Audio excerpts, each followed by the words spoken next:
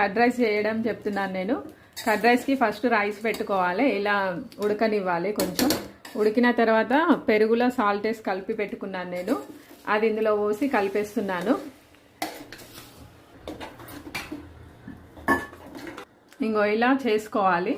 ఇటు పోపు వేసుకోవాలి. ఫస్ట్ జీలకర్ర ఆవాలు వేసుకోవాలి, తర్వాత కొంచెం శనగపప్పు కరివేపాకు వేసుకోవాలి. కావాలంటే పచ్చిమిర్చి ఎండుమిర్చి కూడా వేసుకోవచ్చు. మా పిల్లలు తినారనేసి నేను వేయట్లేదు.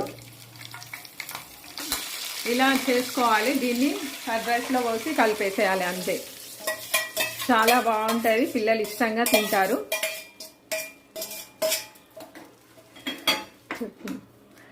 సాల్ట్ మాత్రం పెరుగులోనే కలుపుకోవాలి. ఇలా వస్తుంది, కలర్ఫుల్గా ఉంటుంది, టేస్టీ కూడా చాలా బాగుంటుంది. పిల్లలు చాలా ఇష్టంగా తింటారు. మా పిల్లలకైతే చాలా ఇష్టం. కామెంట్ చేయండి ఎలా ఉంది, మీరు కూడా చేసి ట్రై చేయండి.